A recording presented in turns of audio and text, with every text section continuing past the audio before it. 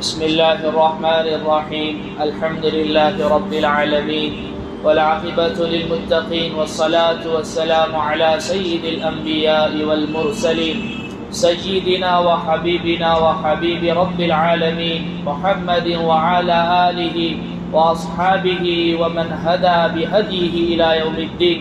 أما بعد فقد قال الله تبارك وتعالى في القرآن المجيد والفرقان الحميد: أعوذ بالله من الشيطان الرجيم بسم الله الرحمن الرحيم وأخرجكم من بطون أمهاتكم لا تعلمون شيئا.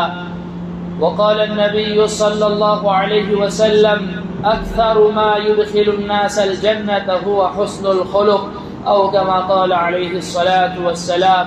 آمنت بالله صدق الله مولانا العلي العظيم وصدق رسوله النبي الأمي الكريم ونحن على ذلك لمن الشاهدين والشاكرين والحمد لله رب العالمين.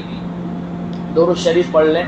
اللهم صل على محمد وعلى آل محمد كما صليت على إبراهيم وعلى آل إبراهيم إنك حميد مجيد.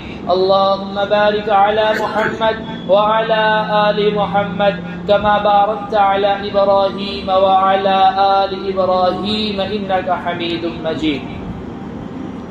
میرا عزیز و پیارو بزرگو، اللہ کے رسول پر ایمان رکھنے والے میرے دین عظیم بھائیوں، اولاً سب سے پہلے ہم اللہ رب العزت کا شکریہ ادا کرتے ہیں اس بات پر کہ اس نے مجھے اور آپ کو، ہم تمام کو نعمت اسلام سے نوازا، اور بعد میں اللہ رب العزت نے ہمیں محبوب کبریا محمد مصطفیٰ احمد مجتبی عربی مدنی صلی اللہ علیہ وسلم کی امت میں پیدا فرمایا. ویسے اللہ رب العزت نے بے شمار مخلوقات ہیں جو اس کائنات میں بنائی، لیکن ان تمام مخلوقات میں سب سے افضل مخلوق اس نے جو مخلوق بنائی وہ ہے حضرت انسان. عامةً یہ باتیں کہی جاتی ہے کہ 18,000 مخلوقات ہے جو اللہ رب العزت نے اس عالم میں پیدا کی. میں ہمیشہ ایک بات کہتا ہوں کہ یہ تو ایک انسانوں کا علم ہے. کئی سارے جہان تو ایسے ہیں جو ہمیں نظر نہیں آتے، کئی ساری مخلوقات ایسی ہے جو ہمیں نظر نہیں آتی. آج بھی دنیا میں کئی ساری جگہیں ایسی ہیں جہاں انسان جانا چاہے تو بھی نہیں جا سکتا، تو اس کو کاؤنٹ کیسے کیا جا سکتا ہے؟ الحمدللہ رب العالمین. العالمین کی تفسیر میں مفسرین نے لکھا ہے کہ 18,000 تو عالم ہے، اور ان عالم میں کتنی مخلوقات ہے اس کا صحیح علم صرف اور صرف اللہ وحدہ لا شریک لہ کو ہے. واللہ اعلم وعلمہ اتم. البتہ اللہ رب العزت نے اپنی مخلوقات میں سب سے افضل مخلوق جس کو بنایا وہ ہے حضرت انسان. ایک طرف اللہ رب العزت نے آسمان بنائے، زمین بنائی، 7 آسمان 7 زمین، اور آسمان میں ان گنت سیارے، ستارے اور سمندر، پہاڑ، دریا، یہ سب اللہ رب العزت کے مخلوقات ہیں. ایک طرف اللہ نے ان کو بنایا، ایک طرف حضرت انسان کو بنایا. اہل علم حضرات کہتے ہیں اللہ رب العزت نے انسان کے علاوہ اس کی جتنی بھی مخلوقات ہیں ان تمام کو تخلیق عمومی سے پیدا کیا، اور حضرت انسان کو تخلیق خصوصی سے پیدا کیا. کیا مطلب تخلیق عمومی، تخلیق خصوصی؟ کہ باقی انسان کو چھوڑ کر جتنی بھی مخلوقات ہیں اللہ رب العزت نے ان کو جب بنایا تو اس کے لیے کسی کو انفارمیشن نہیں دی، اللہ نے کسی کو انفارم نہیں کیا، اللہ نے کسی کو ان کے بنانے کی معلومات نہیں دی. اور اللہ رب العزت نے یہ بھی نہیں بیان کیا کہ میں نے ان کو کس نوعیت سے بنایا. بس آسمان اور زمین کے متعلق اللہ نے بتلا دیا: وَلَقَدْ خَلَقْنَا السَّمَاوَاتِ وَالْأَرْضَ وَمَا بَيْنَهُمَا فِي 6 أَيَّامٍ. کہ تحقیق کہ ہم نے آسمان اور زمین کو 6 دن میں بنایا. ان 6 دنوں میں آسمان کو بنانے میں کتنا وقت لگا، زمین کو بنانے میں کتنا وقت لگا، ان کو کس نوعیت سے بنایا، کس چیز سے بنایا، ان کو بنانے سے اللہ رب العزت نے اس سے پہلے کسی کو انفارمیشن دی نہیں دی. یہ سارا اہتمام باقی مخلوقات کو بنانے میں اللہ رب العزت نے نہیں کیا. البتہ حضرت انسان کو بنانے میں اللہ رب العزت نے ان تمام چیزوں کا اہتمام کیا. میں مثال سے آپ کو بات سمجھاؤں کہ جب ہم ٹرین میں سفر کرتے ہیں، ایک جنرل ڈبہ ہوتا ہے اور ایک اے سی کوچ ہوتا ہے. دونوں کی سویدھائیں، دونوں کی سہولتیں الگ الگ ہوتی ہے. عام مخلوقات یوں سمجھ لیجئے کہ وہ جنرل کریشن ہے، اور حضرت انسان یہ اللہ رب العزت کا اسپیشل کریشن ہے کہ یہ فیسلٹی اللہ رب العزت نے صرف حضرت انسان کو عطا فرمائی۔ اور کیا اہتمام کیا اللہ سبحانہ و تعالی نے کہ حضرت آدم علیہ السلام کو پیدا کرنے سے کئی سال پہلے اللہ رب العزت نے فرشتوں کے سامنے یہ بات رکھی کہ انی جاعل فی الارض خلیفہ، میں زمین میں اپنا ایک خلیفہ بنانے والا ہوں، میں زمین میں اپنا ایک نائب بھیجنے والا ہوں، میں زمین میں اپنا ایک خلیفہ بنانے والا ہوں، اور ایسی مخلوق کو وجود میں لانے والا ہوں جو خالق کی صفات کا پرتو ہوگی، جو زمین میں میری نیابت کا کام کرے گی، جو میرے احکامات کو زمین میں نافذ کرے گی۔ تو فرشتوں نے کہا باری تعالیٰ ایسی مخلوق کو بنانے کی کیا ضرورت ہے جو زمین میں ایک دوسرے کی ٹانگیں کھینچے گی، ایک دوسرے کی عزتوں پر حملہ کرے گی، خون ریزی کرے گی، فساد مچائے گی اور فتنہ و فساد برپا کرے گی۔ اللہ تعالیٰ نے فرمایا میں تم سے کوئی مشورہ نہیں لے رہا ہوں، میں تمہیں انفارم کر رہا ہوں کہ میں ایسی مخلوق بنا رہا ہوں، تمہیں یہ کہنے کی کیا ضرورت ہے؟ انی اعلم ما لا تعلمون، میں وہ جانتا ہوں جو تم نہیں جانتے۔ اور پھر اللہ رب العزت نے حضرت جبرائیل علیہ السلام کو حکم دیا، یہ ساری تفصیلات حدیث کی کتاب میں موجود ہے، اور حضرت جبرائیل کو حکم دیا کہ زمین کے مختلف خطوں میں، مختلف علاقوں میں مختلف رنگوں کی مٹی اکٹھا کرو۔ حضرت جبرائیل نے مختلف علاقے کی مٹی اکٹھا کی، اس کے بعد جو ہے اس کا گھڑا بنایا گیا، اس میں پانی ڈالا گیا اور ایک کئی عرصے دراز تک اس کو چھوڑ دیا گیا۔ اس کے بعد آدم علیہ السلام کو اللہ رب العزت نے پیدا کیا، اہتمام کیا۔ اللہ فرماتے ہیں وَلَقَدْ كَرَّمْنَا بَنِي آدم، ہم نے بنی آدم کو عزت دی۔ یہی وجہ ہے کہ مسلمان مرنے والا فاسق و فاجر ہو یا یہ کہ عبادت گزار ہو، جب اس کا انتقال ہو جاوے تو اس کو غسل دیا جاتا ہے، اسے کفن پہنایا جاتا ہے، اس کی نماز جنازہ ادا کی جاتی ہے، اور پھر با ادب احترام کے ساتھ اس کو زمین کے حوالے کیا جاتا ہے۔ اللہ فرماتے ہیں ہم نے بنی آدم کو عزت دی، لیکن حضرت انسان کو اس کی قدر نہیں۔ حضرت انسان اس قدر کو بھول گیا۔ ہم اسپیشل کریشن ہے اللہ رب العزت کی، ایک اسپیشیلٹی اللہ رب العزت نے ہمیں عطا فرمائی، اور بنانے سے پہلے اہتمام کیا۔ اس وقت کے افضل مخلوق فرشتوں کے سامنے یہ بات رکھی، ایسی ایسی مخلوق میں پیدا کر رہا ہوں۔ آج ہمارا بچہ اسکول میں جاتا ہے تو اس کو پڑھایا جاتا ہے دنیا کیسے بنی، انسان کیسے بنا، اور اس نے قرآن پڑھا تو صحیح، ناظرہ تو پڑھ لیا، لیکن سمجھا نہیں کہ قرآن اس سلسلے میں کیا کہتا ہے، تو وہ کنفیوژن کا شکار ہو گیا کہ ایک طرف مجھے اسکول میں تو یہ بتلایا گیا اور یہاں یہ لوگ یوں کہہ رہے ہیں، اور آج جو ہے سوشل میڈیا کا دور ہے، اور اسلام دشمن ہر طاقت سوشل میڈیا کا استعمال کرتے ہوئے اپنی باتیں، اپنی نظریات، اپنے عقائد رکھ رہے ہیں۔ ڈر اس بات کا محسوس ہوتا ہے کہ کہیں ہمارا نوجوان ان سوشل میڈیاؤں کے ذریعے اپنے ایمان کو، اپنے اسلام کو نہ کھو بیٹھے۔ اس لیے ضرورت اس بات کی ہے کہ ہم یہ سوالات حل کریں، ہم کون ہیں، ہمیں کس نے بنایا، کیوں بنایا، پیدا کرنے کا کیا مقصد ہے، ہمارا خالق کون ہے، اس دنیا کو کیوں بنایا، اور یہاں کیسی زندگی گزاریں گے، تو اس کے بعد کی آنے والی زندگی ہمارے لیے راحت والی ہوگی، آسانی والی ہوگی اور عیش و عشرت والی ہوگی۔ یہ سوالات ہیں جو ہر انسان کے ذہن میں گردش کرنے چاہیے۔ بڑے بڑے فلسفہ گزرے، انہوں نے ان سوالات کو حل کرنے کی کوشش کی، لیکن انہیں ان سوالات کے جوابات نہیں ملے۔ بڑے بڑے سائنسدان حضرات گزرے، سائنٹسٹ گزرے، انہوں نے ان سوالات کے حل تلاش کرنے کی کوشش کی، انہیں نہیں ملے۔ لیکن آؤ میں تمہیں بتلاتا ہوں، قرآن میں اللہ رب العزت نے ان تمام تر سوالات کے جوابات دیے، تمام تر سوالات کے جواب دیے۔ تمہارا خالق کون ہے؟ اللہ ہے۔ تمہیں کیوں بنایا؟ وما خلقت الجن والانس الا لیعبدون، جنات اور انسان کو میں نے اپنی عبادت کے واسطے بنایا۔ تم یوں سمجھتے ہو یہ دنیاوی زندگی ہی سب کچھ ہے، آخرت کی زندگی کوئی نہیں، مرنے کے بعد کوئی پوچھنے والا نہیں ہے؟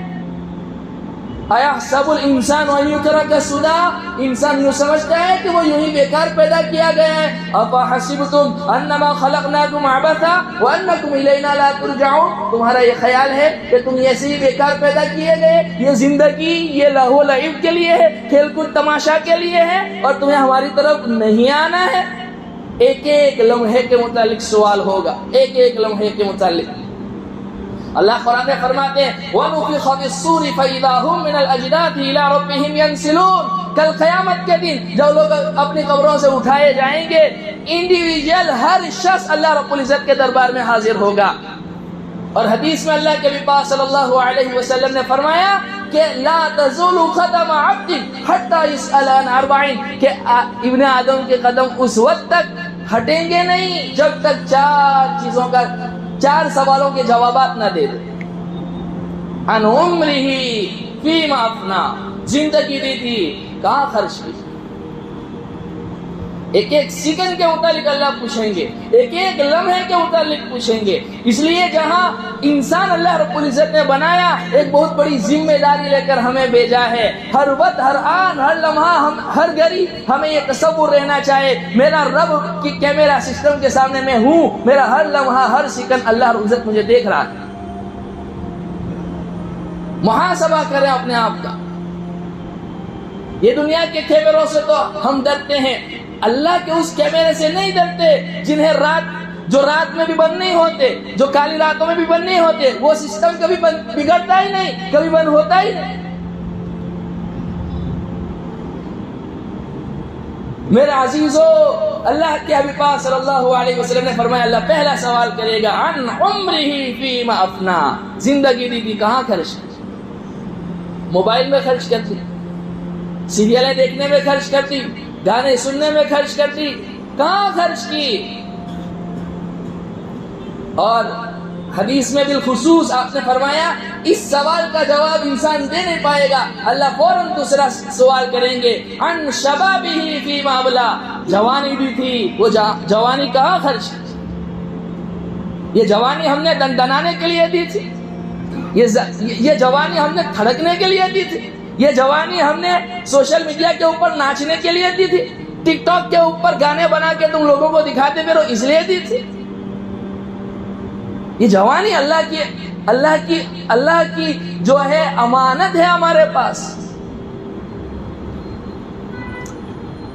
हाय अफसोस, मस्जिदों के खिलाफ भी आवाजें उठी, अजानों के खिलाफ भी आवाजें उठी, मस्जिदें बंद कर दी जाए, अजानों पर पाबंदी आयद की जाए। लेकिन मजाल है कि किसी मुसलमान ने एहतजाज किया हो। एहतजाज में वो सड़कों वाले एहतजाज की बात नहीं कर रहा हूँ, मैं अमली एहतजाज की बात करता हूँ कि हमने मस्जिदें पूरी कर दी हो तिलावत से, जिक्र अज़कार से, नमाजों के पढ़ने से।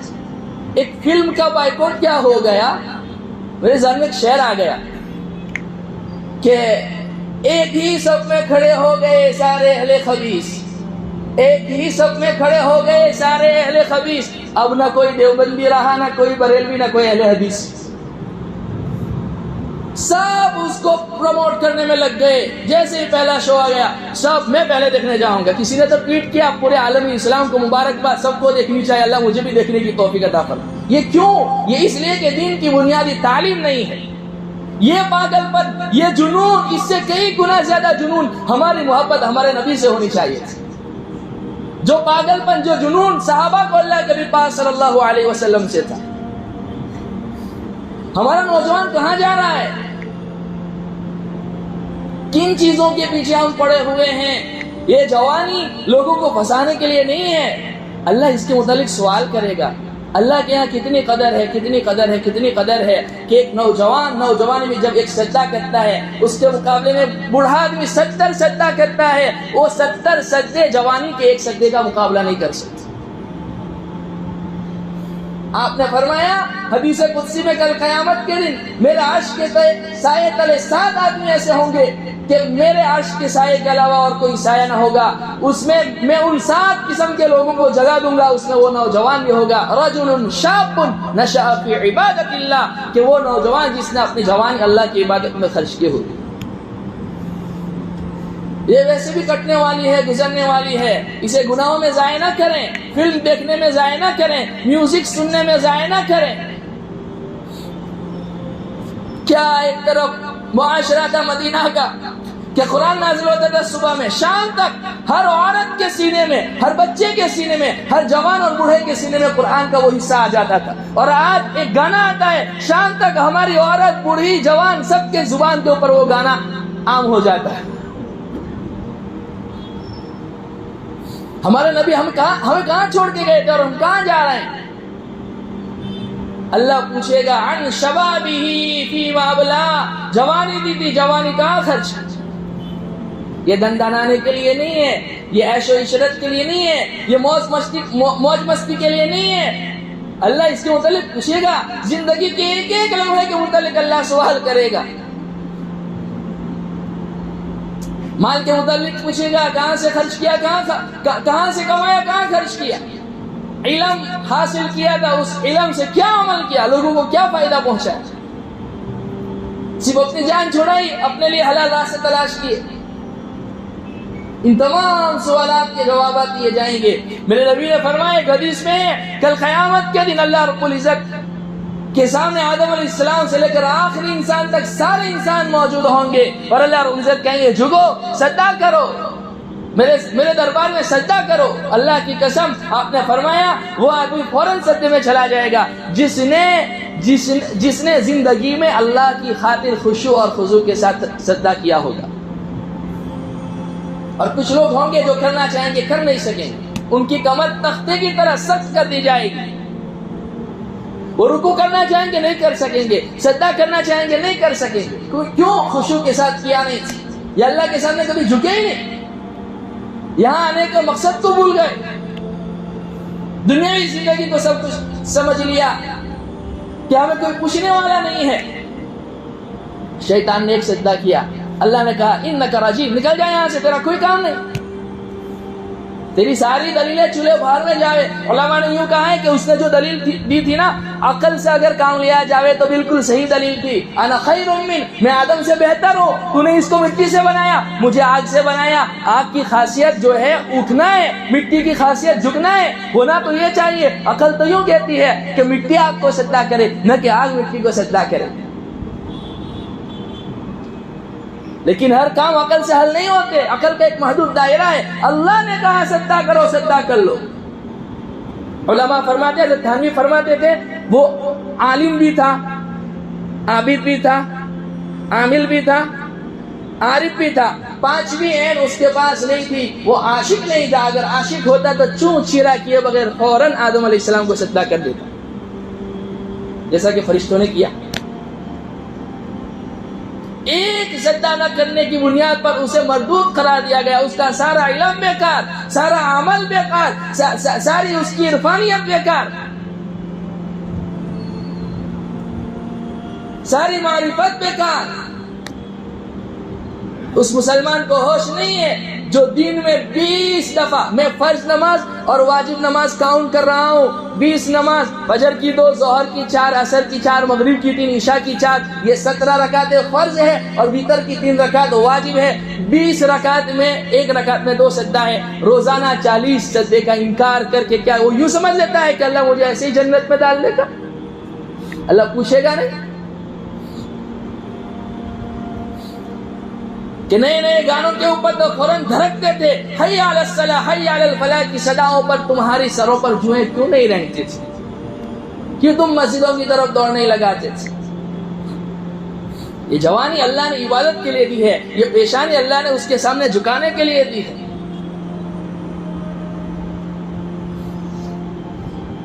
15 دن سے دیکھ رہا ہوں یہ جماعت، ایسی جماعتیں نہیں ملتی میرے عزیزو، ایسی محنت کرنے والی جماعتیں نہیں ملتی۔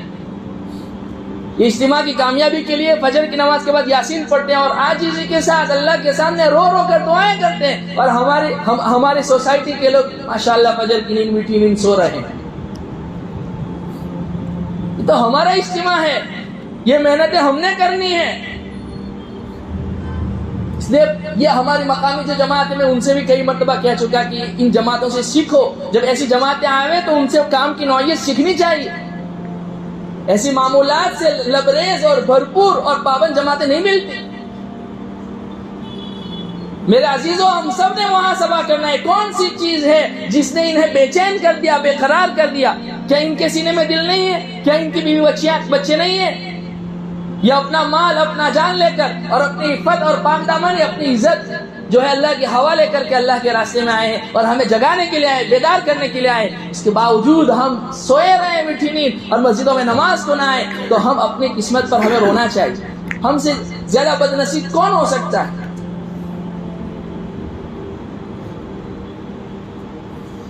میرا عزیزوں، ہم نے کامیابی یہ سمجھ لیا کہ میرے پاس پیسہ آ گیا، میرے پاس سب کچھ ہے، میں ایم ایل اے بن گیا، میں الیکشن جیت گیا، میں کامیاب ہو گیا، میں سی ایم بن گیا، میں کامیاب ہو گیا، میں پی ایم بن گیا، میں کامیاب ہو گیا، میں جاگیردار بن گیا، میں کامیاب ہو گیا، میں doctor M B B S بن گیا، انجینئر بن گیا، میں کامیاب ہو گیا، میں پائلٹ بن گیا، میں کامیاب ہو گیا. یہ دنیاوی اعتبار سے تو کامیابی ہو سکتی ہے، اور یہ وقتی کامیابی ہے، عارضی کامیابی ہے، فنا ہونے والی کامیابی ہے. لیکن اللہ قرآن میں کہتا ہے من زحزح عن النار وادخل الجنة فقد فاز. کامیابی کا فارمولا کیا ہے؟ کامیابی کی ڈیفینیشن کیا ہے؟ کامیابی کی تعریف کیا ہے؟ اللہ فرماتے ہیں جو جہنم سے بچا لیا گیا، جنت میں داخل کر دیا گیا، تحقیق کہ وہ کامیاب ہے. سورہ حاقہ میں اللہ رب العزت نے فرمایا کہ دو گروہوں کا اللہ نے بیان کیا. فَأَمَّا مَنْ أُوتِيَ كِتَابَهُ بِيَمِينِهِ فَيَقُولُ هَاؤُمُ اقْرَءُوا كِتَابِيَهْ کہ جس کو اس کا نامہ اعمال دانے ہاتھ میں دیا جائے گا، وہ کہے گا کہ لو دیکھو میرا نامہ اعمال پڑھو، آج میں جہنم سے بچا لیا گیا، جنت الفردوس میں داخل کر دیا گیا، میں اول نمبر سے کامیاب ہو گیا. جیسے 10ویں میں 12ویں میں بچہ امتیازی نمبرات سے کامیاب ہو جاوے، ماموں کو فون کرتا ہے، خالہ کو فون کرتا ہے، نانا نانی کو بدھائی دیتا ہے اور دادا دادی سے انعامات لیتا ہے کہ میرا نام ہو گیا، پیپر میں میرا نام آ گیا، بڑا بینر لگایا گیا چوراہے کے اوپر، بچے نے جو ہے نیٹ کے ایگزام پاس کر لی، 10ویں کے ایگزام پاس کر لی، 12 کے ایگزام پاس کر لی، 99% لے لیے اس نے، اور سب لوگ آ کے اس کو مبارکبادی دے رہے ہیں. بالکل بعینہ ہو بہو اسی طرح کل قیامت کے دن میدان محشر میں وہ شخص جس کو اس کا نامہ اعمال دانے ہاتھ میں دیا جائے گا، وہ یہی کیفیت کے ساتھ لوگوں کو بتاتا پھرے گا. ہاں، میرا تو گمان نہیں تھا کہ مجھے میرے رب کے سامنے ملنا ہے، مجھے حاضر ہونا ہے. اور دوسرے گروہ کا اللہ نے تذکرہ فرمایا وَأَمَّا مَنْ أُوتِيَ كِتَابَهُ بِشِمَالِهِ فَيَقُولُ يَا لَيْتَنِي لَمْ أُوتَ كِتَابِيَهْ جس کو نامہ اعمال اس کا بائیں ہاتھ میں دیا جائے گا، وہ کہے گا کاش مجھے میرا نامہ اعمال ملتا ہی نہیں، وَلَمْ أَدْرِ مَا حِسَابِيَهْ میرا حساب کتاب نہ ہوتا، یا لَيْتَهَا كَانَتِ الْقَاضِيَةَ کاش موت میرا قصہ تمام کر دیتی. ما اغنا عنی مالیا دنیا میں مال کو بڑا سمجھا اور دنیا میں جو ہے عہدے اور منصب کو بڑا سمجھا. ما اغنا عنی مالیا آج نہ میرا مال کام آیا نہ میرا عہدہ کام آیا. کیا ہوا؟ ابو جہل کے پاس عہدہ بھی تھا، رتبہ بھی تھا، روپیہ پیسہ بھی تھا، عزت دولت سب کچھ تھا. ابو لہب کے پاس بھی سب کچھ تھا، فرعون کے پاس بھی سب کچھ تھا، قارون کے پاس بھی سب کچھ تھا، شداد کے پاس بھی سب کچھ تھا، حمان کے پاس بھی سب کچھ تھا. ان کا روپیہ پیسہ، ان کا عہدہ، ان کا رتبہ، ان کا مقام اور مرتبہ انہیں اللہ کے عذاب سے بچا سکا؟ اللہ کے عذاب سے کیا بچائے گا؟ تمہارا صحیح عقیدہ بچائے گا. تم اللہ کے بارے میں کیا بلیو کرتے ہو، کس طرح سے رکھتے ہو. تمہارے اعمال صالحات تمہیں اللہ کے عذاب سے بچائے گا، تمہارے اچھے اخلاق تمہیں بتائے گا. آج ہماری امت اخلاق کی دیوالیاپن کا شکار ہو گئی. آپ نے ایک حدیث میں فرمایا ان الامم بالاخلاق اذا ذهبت اخلاقهم ذهبوا. اللہ رب العزت کسی قوم کو سیاسی اعتبار سے، پولیٹیکل اعتبار سے کامیابی عطا فرماتے ہیں، عروج کو پہنچاتے ہیں، اس کی بیس بنیاد اچھے اخلاق ہوتی ہے. آج ہمارے پاس اخلاق کہاں ہے؟ تو ہم مارے پھر رہے ہیں. ہر ملک میں مسلمان پریشان ہیں، ہر طرح مسلمان ستایا جا رہا ہے. اخلاقی دیوالیاپن کا شکار ہو گیا ہے ہمارا معاشرہ. ہمارے نبی نے فرمایا کہ راہ چلتے ہوئے راہ چلنے والوں کو بھی تکلیف نہ دو، راہ چلنے والوں کو بھی تکلیف نہ دو. اور ہم لوگ جو ہے گاڑی غلط جگہ پارک کر دیتے ہیں. آپ نے فرمایا راستے کے حقوق بتلائے، راستے پہ تھوکنا نہیں ہے، راستے پہ گزرنے والوں کے لیے راحتیں فراہم کرنی ہے، وہاں پر چوراہے بنا کر بیٹھنا نہیں ہے، گاڑی غلط جگہ پارک نہیں کرنی ہے. یہ صرف ٹریفک کے رولز نہیں ہیں، یہ اسلام نے بھی بتلائے ہیں. اگر تم پارکنگ میں پارکنگ کر کے آ رہے ہو، جیسے یہاں پر بہت سارے لوگ کرتے ہیں، پارکنگ میں پارکنگ کر رہے ہیں، اب یا ایک راستے پر پارکنگ کر رہے ہیں، اب آنے جانے والے لوگوں کو تکلیف ہو رہی ہے، جتنے لوگوں کو تکلیف پہنچا رہے ہو گناہ کبیرہ کا مرتکب کر رہے ہو۔ اسلام کی تعلیمات سے مسلمان صبح اٹھنے سے لے کر سونے تک تکلیف کا سبب بنا ہوا ہے، جب سو رہا ہوتا ہے تبھی لوگوں کو تکلیف نہیں پہنچاتا۔ اخلاق کی دیوالیاں پن کے ہم شکار ہو گئے ہیں، اور اللہ کے دربار میں کامیاب وہی ہوگا جس کے اخلاق اچھے ہوں گے، جس کی معاشرت اچھی ہوگی، جس کے عقائد اچھے ہوں گے، جس کی عبادت ٹھیک ہوگی، جس کے معاملات ٹھیک ہوں گے۔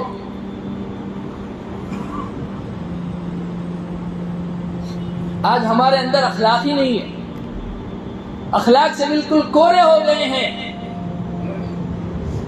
آپ نے فرمایا اکثر ما يدخل الناس الجنہ هو حسن الخلق، سب سے زیادہ جنت میں جانے والی تعداد اچھے اخلاق کی بنیاد پر ہوگی۔ جنت کو اتنی سستی سمجھ لیا۔ محمد رشید صاحب آئے تھے نا پونا والے، وہ کہہ رہے تھے، بہت اچھا پیارا جملہ کہا تھا، مجھے یاد رہ گیا اور میں بار بار کہتا بھی ہوں کہ جنت کو نانی کا گھر سمجھ لیا کہ پیچھے کے راستے سے داخل ہو جائیں گے۔ شہید صاحب پالنپوری رحمۃ اللہ علیہ کا میں چند دنوں پہلے بیان سن رہا تھا، کہہ رہے تھے اللہ سے مطمئن صرف ناہنجار نالائق ہو سکتا ہے، ڈرنے کی ضرورت ہے۔ ایمان تو امید اور خوف کے درمیان کی چیز ہے۔ حضرت عمر فرماتے ہیں سب لوگوں کے متعلق حکم ہو جاوے کہ جو ہے سب جنتی، ایک آدمی جہنم میں جائے گا، مجھے ڈر ہے کہ کہیں میں وہ نہ ہو۔ سب لوگوں کے متعلق اگر حکم ہو جائے سب جہنم میں جائیں گے، ایک آدمی جنتی ہے، مجھے اس بات کی امید ہے کہ وہ جنت میں جانے والا میں ہی ہوں گا۔ ایمان امید اور خوف کے درمیان کی چیز کا نام ہے، ڈرتے بھی رہنا ہے، کرتے بھی رہنا ہے۔ جنید بغدادی رحمۃ اللہ علیہ کہتے ہیں بے وقوف ہے وہ شخص جو یوں کہے کہ میں اپنے عمل کی بنیاد پر جنت میں جاؤں گا، یہ بھی بے وقوف ہے جو عمل کچھ نہ کرے اور کہے اللہ بڑا غفور الرحیم ہے۔ پوچھا گیا عقل مند کون ہے؟ کہا عقل مند وہ ہے جو کرتا بھی رہے، ڈرتا بھی رہے کہ میری نیکیاں کہیں ضائع نہ ہو جائے، چھپاتا بھی رہے۔ اس لیے ضرورت اس بات کی ہے میرے عزیزوں، یہاں جمعہ کے دن ہم جمع ہو جاتے ہیں، میں کوشش کرتا ہوں آپ تک ایسا میسج ڈلیور کروں جو ہماری زندگی بدل دے، اپنی زندگی کو با مقصد بنائیں۔ نعرے تکبیر بلند کر دینا، جمع ہو جانا، یہ کہہ دینا ماشاءاللہ مفتی صاحب آپ نے بہت اچھا بیان کیا، یہ کامیابی نہیں ہے۔ کامیابی کیا ہے کہ ہم با مقصد زندگی گزاریں، ایک مقصد یہاں سے لے کر جائیں۔ الحمدللہ ثم الحمدللہ چند سالوں بعد اجتماع ہونے جا رہا ہے صبح گوا کا، بڑے اکابر ہمارے آئیں گے، اپنا وقت فارغ کریں، آج ہی ترتیب بنا لیں، سنڈے کے دن تو ویسے بھی چھٹی ہو جاتی ہے، سیٹرڈے کے دن کی ترتیب بناوے، ہمارے گھر کا کوئی بوڑھا، کوئی بچہ، کوئی جوان ایسا رہ نہ پاوے گھر میں، سب کے سب پہنچنے والے ہوں اجتماع میں۔ گھر میں مستورات کو، ماں بہنوں کو دعاؤں کے لیے کہیں۔ بھائی صاحب رحمت اللہ علیہ کے دل میں ایک بے چینی تھی، بے قراری تھی، تڑپتے تھے رات کو۔ ان کی اہلیہ کہتی تھوڑا آرام بھی کر لیں، کہتے تھے کہ جو طرف میرے پاس ہے کاش تیرے پاس آ جاوے تو رونے والے ایک کی بجائے دو ہو جاوے۔ کتنے بڑے عالم تھے، اہل علم حضرات ان کو جانتے ہیں، کیسی صلاحیتوں کے مالک تھے، کیا کام کیا قرآن اور حدیث پر۔ اور خانقاہ کے بھی بندے تھے، خانقاہ کھول دیتے، مدرسے کے بندے تھے، مدرسہ کھول دیتے، لیکن انہوں نے دیکھا مدرسے بھی ہیں، خانقاہیں بھی ہیں، لیکن ان میں وہی لوگ آ سکتے ہیں اور اس سے انہی لوگوں کو فائدہ ہو سکتا ہے جن کے دل میں طلب ہو۔ بے طلبوں کا کیا، ان کے پاس جانے کے لیے ایک کوئی ایسا کام ہونا چاہیے۔ اس لیے فرماتے تھے میں چاہتا ہوں میں ایک ایسی ٹرین تیار کروں جس پر سوار ہو کر سب لوگ جنت میں جانے والے بن جائیں۔ یہ قرآن، یہ طرف اللہ کے نبی پاک صلی اللہ علیہ وسلم کی تھی۔ میرا لایا ہوا ہر پیغام قیامت تک آنے والی میری انسانیت اور قیامت تک آنے والی میری امت تک پہنچ جائے، سب لوگ کامیاب ہو جائے۔ کامیابی یہ نہیں ہے جو ہم نے سمجھ رکھی ہے، یہ دنیاوی اعتبار سے تو ہو سکتی ہے، آخرت کے اعتبار سے نہیں ہے۔ اس لیے ضرورت اس بات کی ہم اپنے عقائد کو ٹھیک کریں، اپنی عبادت میں جان پیدا کریں۔ باہر فتنے ہی فتنے ہیں، اللہ کے نبی پاک صلی اللہ علیہ وسلم کی نبوت پر حملے ہو رہے ہیں، جھوٹی نبوت کے دعوے عام ہو گئے ہیں، میں قربان جاؤں امام ابو حنیفہ علیہ رحمہ کی آپ علیہ السلام سے محبت پر آپ کے زمانے میں ایک شخص نے جھوٹی نبوت کا دعویٰ کیا. ایک صاحب ان کے پاس آئے, کہا میں ان سے کوئی علامت مانگوں ان کے نبی ہونے کی. کہا آپ نے فرمایا من طلب منه علامتا فقد کفر لقول النبی صلی اللہ علیہ وسلم لا نبی بعدی. جو اس جھوٹے سے علامت تلاش کرے, اس سے علامت مانگے, اس نے بھی کفر کیا, اس لیے کہ اسے شک ہوا علیہ الصلوۃ والسلام کی نبوت پر. آپ کا ارشاد ہے انا خاتم النبیین, میں آخری نبی ہوں, لا نبی بعدی, میرے بعد کوئی نبی نہیں. ایسے فتنوں کے دور میں اب ہم میٹھی نیند سوئے رہے, ہماری فجر غائب ہو, ہماری ظہر مسجدوں سے خالی رہے, ہماری مارکیٹ آباد ہو, ہماری مسجدیں ویران پڑی رہے. اللہ رب العزت نے ہمیں ترقی والے دور میں پیدا فرمایا. ہونا تو یہ چاہیے کہ ہم اس بات کی کوشش کرتے کہ ہم ایسی زندگی گزارتے کہ صحابہ ہمارے اوپر رشک کرتے, تابعین طب تابعین ہمارے اوپر رشک کرتے. ہمارے پاس ہر قسم کے آلات موجود ہے, ہر قسم کی سہولتیں آسائشیں موجود ہے, لیکن ہم گناہوں میں اپنے آپ کو ڈبوئے ہوئے ہیں. جوان تو جوان, بوڑھے کے سر میں بھی جو نہیں رہی تھی. اللہ اکبر, بک رہا ہوں جنوں میں کیا کیا, کچھ تو سمجھے خدا کرے کوئی. شیرازہ ہوا ملت مرحوم کا ابتر, اب تو ہی بتا کہ یہ مسلمان کدھر جائے. ہم اپنے آنے کے مقصد ہی کو بھول گئے. ہمیں اللہ نے کیوں بنایا ہے؟ یہ تو اس کا کرم اور احسان ہے کہ اس نے یہی زندگی, یہی جان مال واپس کر دیا اور کہا بس اب جو ہے میں کہتا ہوں وہ کرتے رہو, باقی اپنی دنیاوی ضروریات بھی پوری کرتے رہو. لیکن ہم نے دنیاوی ضروریات کو مقدم رکھا, دین کو ہم نے پیچھے چھوڑ دیا. اس لیے ہمارا اجتماع بھی کامیاب تب ہے جب ہم اجتماع سے ملنے والے پیغامات کو لے کر جائیں, اس پر عملی جامہ پہنا ہے. بزرگان دین آئیں گے باوضو, ہمارے حضرت کہتے ہیں کہ جب کسی بزرگ کی مجلس میں جاؤ باوضو باادب ہو کر بیٹھو, فائدہ ہوگا. سامنے بیٹھنے کی کوشش کرو, ان کی باتیں توجہ تمہاری طرف منتقل ہوگی. ہمارے جامعہ میں تو بھائی ابراہیم صاحب دیولہ دامت برکاتہم علینا, جب نظام الدین میں تھے ہمارے محتمین صاحب دامت برکاتہم علینا ہی گاڑی بھیجتے تھے لینے کے لیے جانے کے لیے. پہلا بیان بھی ہمارے جامعہ میں ہوتا تھا, آخری بیان بھی جامعہ میں ہوتا تھا.